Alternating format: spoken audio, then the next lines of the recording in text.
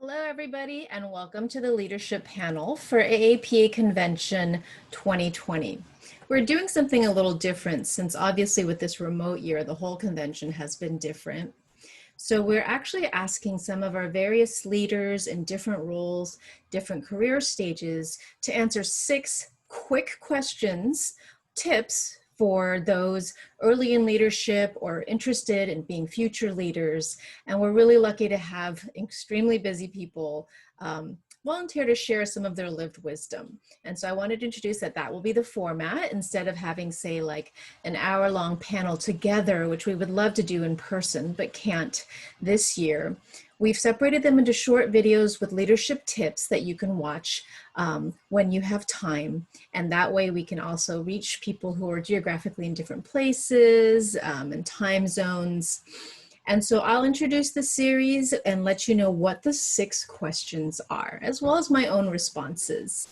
So the first question that each expert and each leader will be asking or responding to is, in what roles or spaces have you held leadership roles? What are your thoughts about how to connect and prioritize various leadership interests? So for example, I have been involved in APA, American Psych Association governance on the Sexual Orientation Gender Expression Committee. I've also been the chair, I was a member and now chair of the Training Advisory Committee of the Minority Fellowship Program. With AAPA, where I was fortunate enough to get connected as a student, I started leadership, well, I started volunteering as a student. I joined Leadership for Division on Women before moving toward the executive committee. And I'm a past president of AAPA and have continued in that role. So one of the more interesting things that I didn't anticipate was how AAPA and APA involvement drew me into the alliance. So a lot of work coordinating with our allies and friends and the other ethnic minority psych associations, ABPSI, NLPA, SIP, and Amina Psi. And how do you balance all these things? I think a really important thing to keep in mind is focusing on what matters most, where you are in that particular stage of your career. What's the fit? So for example, what I mean by that is maybe there were a few other organizations which I actually had ventured into and started to take some roles, but I decided they were not actually the best fit for my interests. And so what that fit is for you, it may be based on your career, or for me, it's really important that I can prioritize the most meaningful work. So for example, mentoring more Black, Indigenous people of color into our field is a huge priority for me. It's the most gratifying and significant contribution I think I can make. And so MFP was very important for me to devote a huge amount of time, where some of my county and state and other activities locally, I actually realized that was just not as much a priority for me. And that's how I made those decisions. Now, the next question is, we asked every leader to share what was a grad school or early career moment that, or person that influenced you toward a leadership path. I would say as a grad student, joining an Asian forum was extremely helpful. We had Daryl Wing Su, founder of APA, at campus at that time, and it was hugely influential to start finding community and to start finding a way to advocate for changes that we felt were important and not being addressed by our program. Next was my first postdoc job. I went to Asian Community Mental Health Services in Oakland, community-based mental health agency. Dr. Connie Louie was my supervisor and mentor, who immediately I realized had plans for me that I hadn't thought about.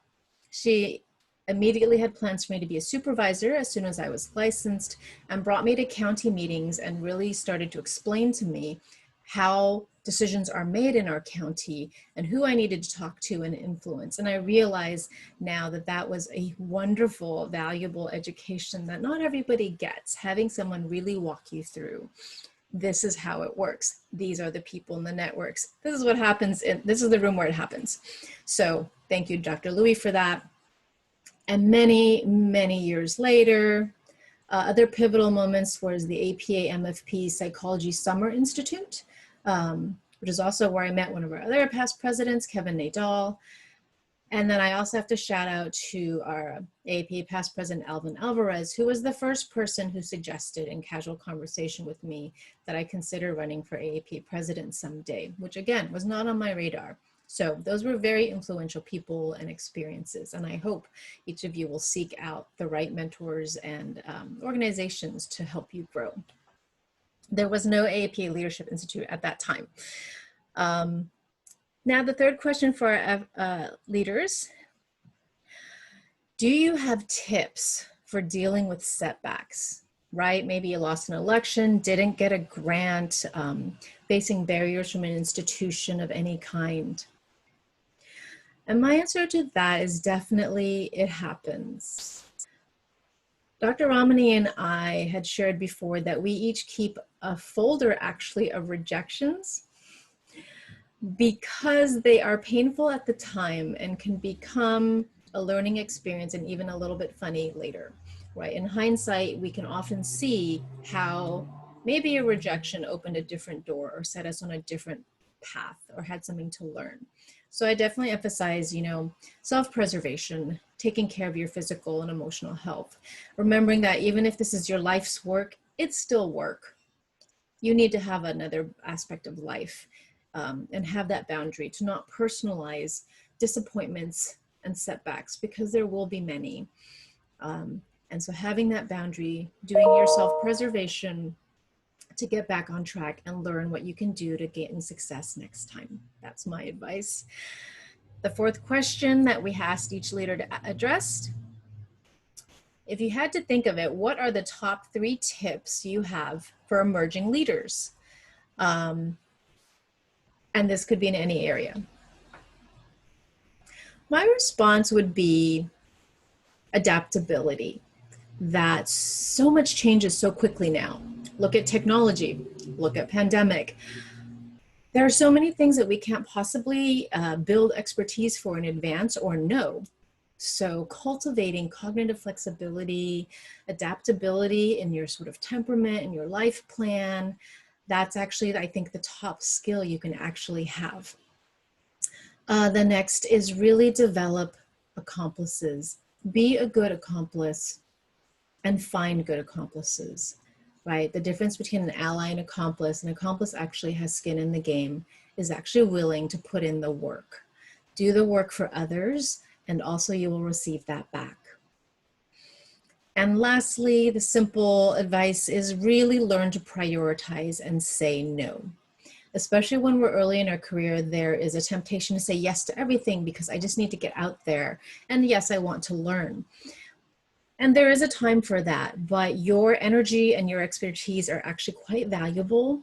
And sometimes they will only be valued as much as you value them. So learn to be choosy about where you put your time and when you just need to say, no, not now, or let me suggest somebody else because that's not in my priorities right now or my bandwidth.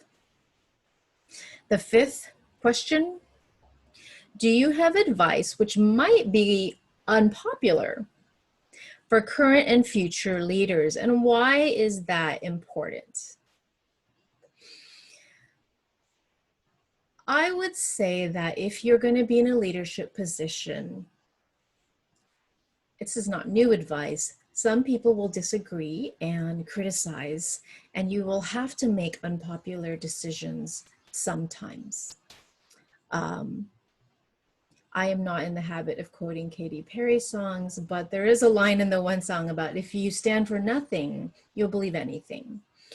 And if you take a stand at any point for yourself, for your organization, or as a good ally, you will catch flack. I think some of my colleagues can speak to this, but for example, 4 years ago when AAPA strongly aligned with Black Lives Matter, there was a lot of negative flack. And I won't minimize that. Some of it was quite painful.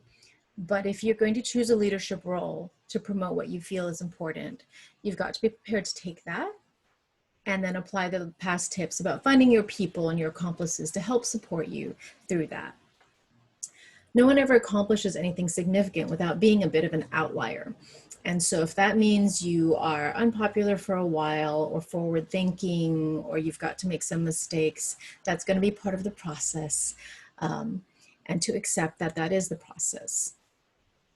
And the final question, what do you see as challenges in psychology, and particularly Asian American Pacific Islander, Asian Pacific Islander, Desi psychology in particular, for the next generation of leadership to take on? I think our main challenges going forward will be continuing to connect research to practice, but also to policy. That none of those work well without any of the others, and we remain very much siloed. But actually, if we're really going to have an impact, it's all connected. The research has to inform the practice informs the research, all of that informs the policy. Policy also makes it possible to have the funding to support the research, and you can see how all that goes. So that is an ongoing challenge in our field. I also think continuing to create allyships and accomplices outside of psychology. So I think we've done a good job as AAPA aligning with our peers in different psychology organizations. I would definitely think that takes work to maintain, but also how do you align outside of psychology? So for example, our work with the National Council of Asian Pacific Associations, there's people there in healthcare, in legal things, in voting rights, labor rights. So we have to really be connected to the community and the policies, and that means everything that impacts the health and safety, that impacts the psychology of our communities. And I think the final thing is to think about how can our leaders within Asian American, Pacific Islander Desi psychology manage to improve representation and inclusivity even within our organization. So how do we really find ways to meaningfully make sure that our least represented communities have a voice and a space, and that we lift up those who've been the least represented? So for example, those living with disabilities or Southeast Asian community members, our first generation low income members, South Asian. So really thinking carefully, gender representation, all of that, and making sure that that's included in the decision-making process of all future leaders. And I think we've gotten a lot better, and I'm very excited to see what our future leaders are going to lift up and create. And I hope you enjoy hearing from the rest of our leaders. I'm very excited to have also one of my past mentors, Dr. Glenn Masuda, is also on this links. So thank you so much for being a part of AAPA 2020 convention. And please do check out all the other leadership 6 questions links. Thanks so much.